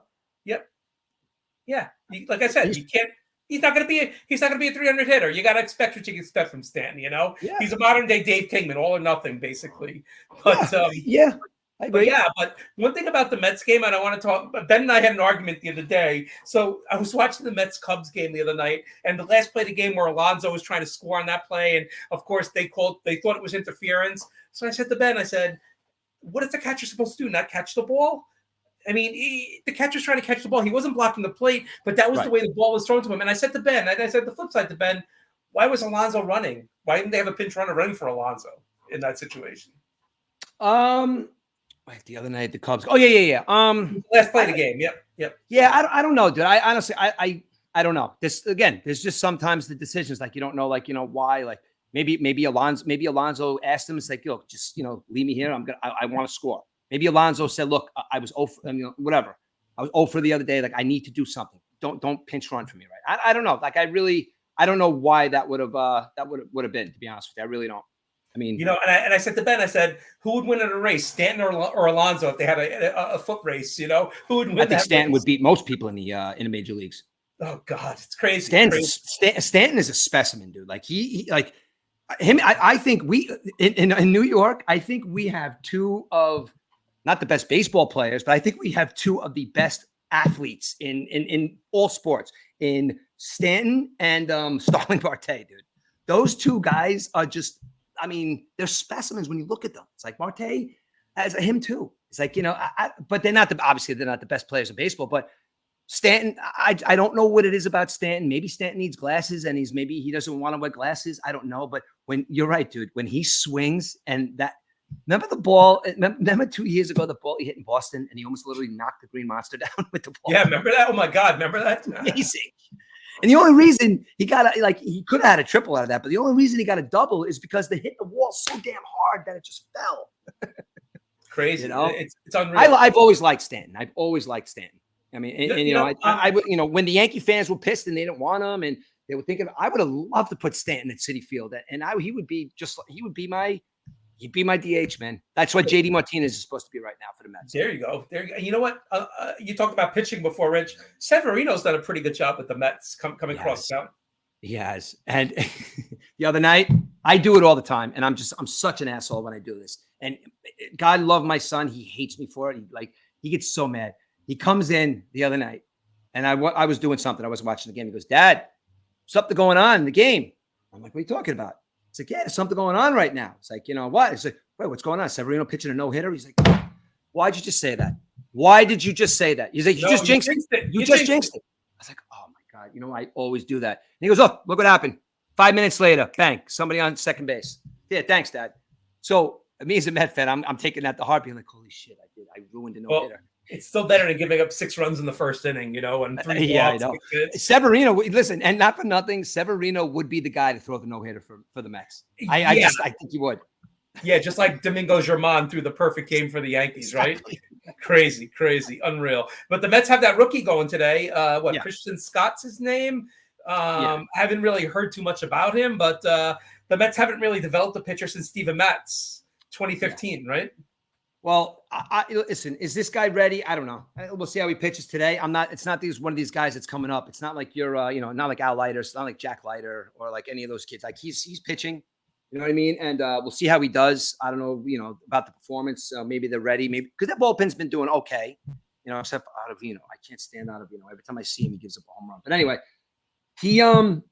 I'm excited to see what the kid has, you know what I mean? And I think right now they're doing this out of necessity, Eric, because our pitching staff sucks. Terrible. Our pitching staff is terrible. I mean, Minea was pitching okay in the beginning, but he's okay. He's back to being okay. And Severino's our best pitcher right now. Senga's not back yet. I thought Senga was going to be back in the third start, but now they're saying he's having, he's having difficulties or whatever. I don't know. They had Diaz had to pitch 5 innings yesterday. I mean, so I think the Mets are trying to figure out their pitching staff, and they're going to hit. Now, Francisco Lindor, again, he just never ceases to. I love the guy. And I told you last year, I made a statement saying that he's one of my all-time favorite athletes, baseball players, because he is. And just for what he did the other night. Like he had a slow start, and he's still slowly getting there. But to be sick, to be puking, to be shitting, whatever was going on with him the other day, and as well as I do, he wanted to play the day his baby was born. Okay, so there had to be something going on with him where it's not the flu. It's not this. I think he literally, and I hate to say it, I think he literally just had to take a shit. And he didn't want to, he had a stomach issue. So he comes into that game, ropes a double, then hits a game-winning walk-off. Right? Exactly where that ball needed to be for one of my favorite Mets, Harrison Bader, the way he was trucking around and score. The Mets are exciting now. And Lindor, and he said all the right things after that game. Why do you not put a captain on his chest? They need that because he does that. You got a player that's supposed to be playing well, okay? You see it on their faces. Like if they're not playing well, they're kind of just like, all right, hey, cool, man. It's like Lindor was batting all of 0.98. But the minute somebody did well in that dugout, and they came in after a home run or a stolen base or a good play, not Derek Jeter-like, but almost as, come here, give me a hug. I know, it's awesome. Hey, listen, we'll get him next time. Or awesome home run, high fives. That's the kind of shit that I'm talking about that captains do. He's batting 98, but yet the entire team was more important than him batting 98. And then when he hit that home run that night, this is why I'm kind of seeing like what I like with the camaraderie of the team. When he hit that home run after he was batting 103, he hits that home run. He comes in. Starling Marte gave him the biggest hug I've ever seen. Alonso. And was it a big home run? Yeah, it was a big home run, but it was bigger for the team. And it was bigger for Lindor. Now, your captain is now starting to do well. Because I do really think in their minds, even Alonso's mind, I can't figure that guy out. He's awesome. But even he, I'm sure, thinks that he should be the captain of the team. Because not only does he good with the good young players, the older players respected him too. Like Marte gave him that hug. Like, I knew it, dude. It's like, come on. I knew you were going to do this. It's like, now let's go. Yep. And he's been playing pretty well since then. So the Mets are in a situation now where they can make they can make the playoffs, this team, dude. They can. And I think that they're also in a position now where they're playing good enough baseball where I don't think they're going to think about trading Alonso. I don't think they're going to go for it. I think they may try and get a pitcher, or Alvarez being out, catching is very weak right now, but hopefully he'll be back by July. But they're going to have to explore getting a pitcher or a catcher if Alvarez is hurt worse than I think. Well, if they get Senga back, there's your trade right there. They get Senga back. But on the flip side, Garrett Cole's going to throw off the mound today. So one of the Yankees' strong points this year has been the starting pitching, believe it or not. So getting Garrett Cole back will definitely be an asset. But yeah, the Yankees' starting pitching has been great. Can't complain about that. They're second in the league in ERA, just behind the Red Sox of all teams. And it's funny because, you used to have the pitchers hit the National League.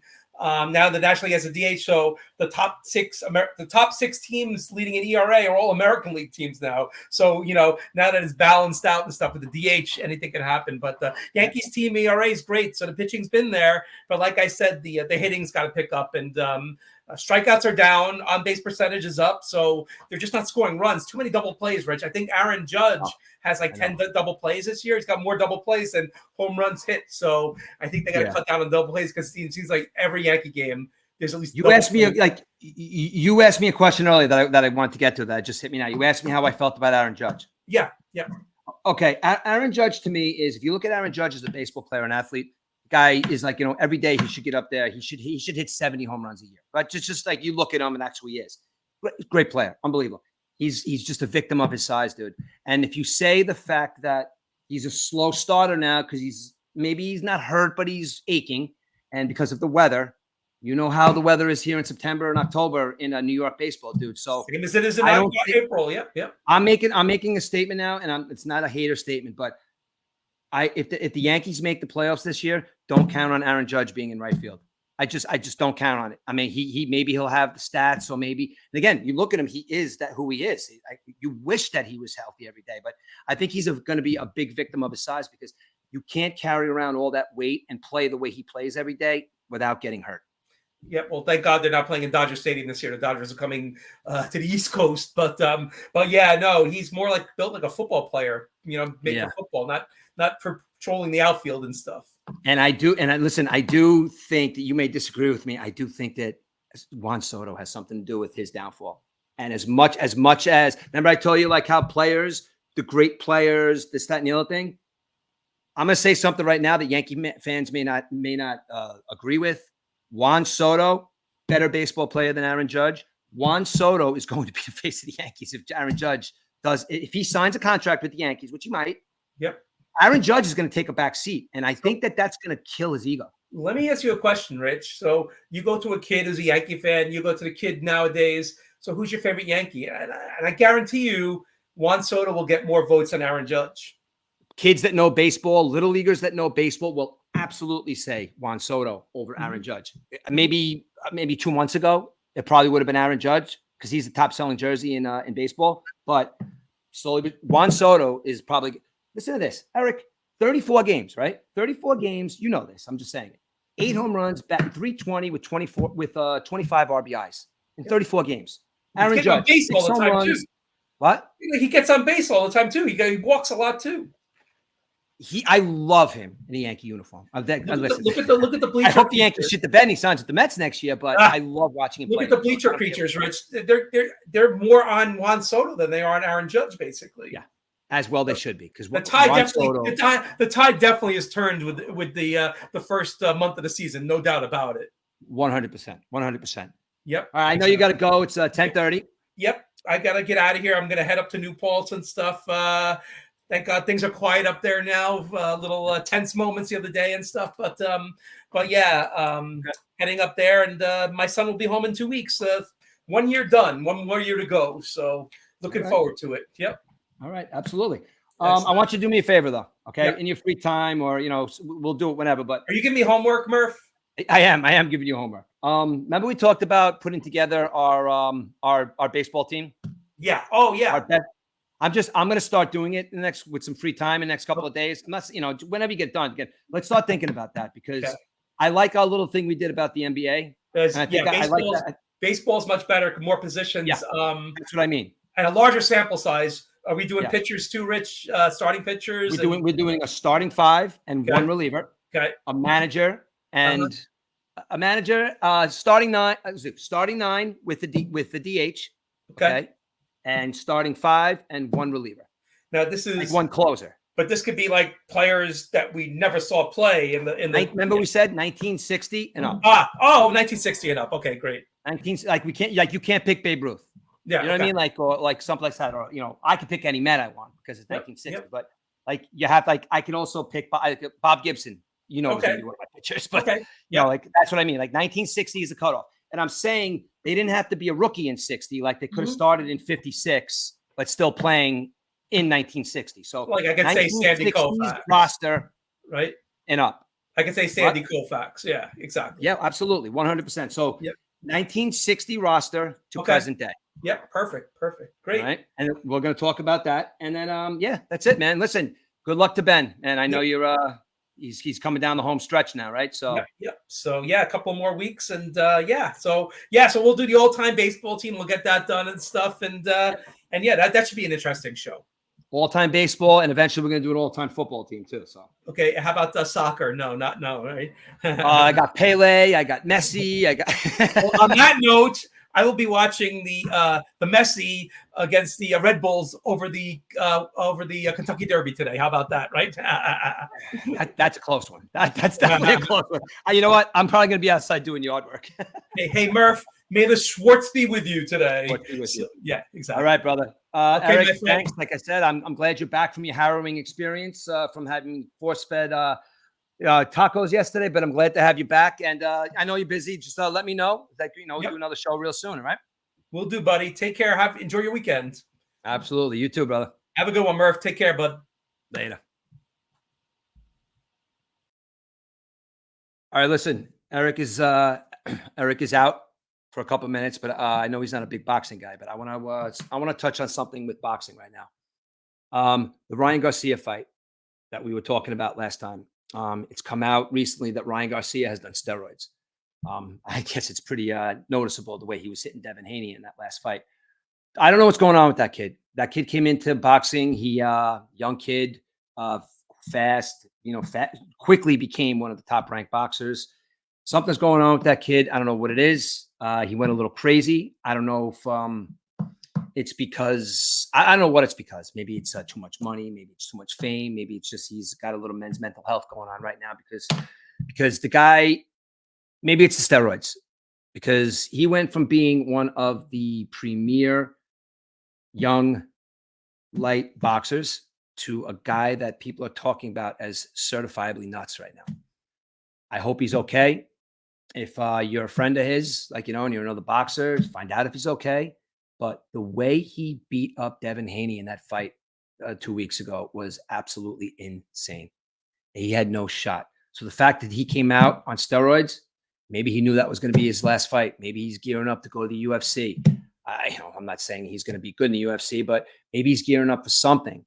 But maybe he knew it. But you know what, I thought maybe at the end of the day, he literally steroided up and wanted to beat the shit out of Devin Haney and knew he was going to get suspended. So that's my take on the Ryan Garcia fight. There's also news about the Mike Tyson and Jake Paul fight. Okay, the Mike Tyson-Jake Paul fight. Stuff's been going on about the rules. Talking about headgear. They're talking about it's not going to be a real fight. They're talking about it's going to be an amateur rules. Talking about this, talking about that. This morning on YouTube, I was watching the breakdown of what the rules are going to be. It's going to be a professional fight. There's going to be knockouts. This is going to be a professional boxing match. Now, if this guy, Jake Paul, is going into this as Jake Paul, Logan Paul, one of them, I get the two of these guys confused. I think that, look, the kid's young. He's a lot bigger. He's a lot tall. He's a lot taller. He's got his reach. I mean, Mike Tyson could turn this into a street fight. Mike Tyson can also, I don't know what he's going to do in this instance, but I think if the real Mike Tyson comes out in this fight, I think that the Paul brothers are going to be superstars in the WWE. Because that, at the end of the day, is where this kid needs to go, unless he's really serious about his boxing career. But his brother is just lighting it up in the WWE right now. And so this Mike Tyson fight, Jake Paul fight could go either way. If it's I think that if it is just a display, I think that there's a possibility that this kid, Jake Paul, could win. But if it's a boxing match and Mike Tyson is going into it trying to kill this kid, I think Mike Tyson is going to beat the living crap out of him, send him down to the WWE. That's just my take on the Paul brothers. The Mike Tyson, Jake Paul fight is going to be in July, and it's going to be on Netflix, which I think is a great idea. I don't know what's going on with Ryan Garcia. And I watched an interview on Rogan. I'm a big Rogan guy. You guys all know that. UFC. I've just been kind of like a fair weather, fan of the UFC. I watched the last UFC 300 and really got into it. I watched an interview with Max, the guy that won last time. Max Holloway, I think his name is. I'm sorry I had to get in the names, but I watched that fight, and at the end of that fight, I was all in. That was a fight that went the distance. That was a fight that could have gone either way. As a matter of fact, he might have been losing. With 10 seconds left, he put his finger down, and those two guys brawled it out and punched each other like men for 10 seconds. And not to take anything away from either one of those guys, but with 1 second left, that knockout was the craziest thing I've ever seen in sports, because that stuff is not faked. It's not staged. It's two men with egos wanting to beat each other up. And for Max Holloway, which I'm hoping I'm saying his name correctly. If not, I do apologize. And you guys are going to call me a Fugazi UFC fan, but I am just getting into it. That was one of the craziest moments I've ever seen in sports. Now, that's what I want to ask, that if some people are still listening right now, that's what I want to ask. Is that one of the craziest things that you have ever seen in sports? Because to me, it is. Throwing a Super Bowl touchdown, hitting a game-winning home run, soccer, whatever it may be. But that UFC match a couple of weeks ago was probably one of the greatest, if not top 3 greatest things I have ever seen in professional sports. UFC, you guys are doing a great job. Dana White, you're the man. You don't let anybody talk shit about your organization, and you put that organization on your back, and you made it what it is today. Good luck with that UFC. And guys, if you're not checking out the UFC, check it out. And if you're not checking out the MURF and EDUBBS show, check us out on Keep Talking 365 at YouTube. There's also a couple other different types of shows on there. We have everything for your liking. So this is Murph signing off, and good luck to Ben going to New Paul's, and let's have a good weekend, everybody. It's going to be beautiful. This is Murph signing off, and thanks for checking out the MURF and EDUBBS show.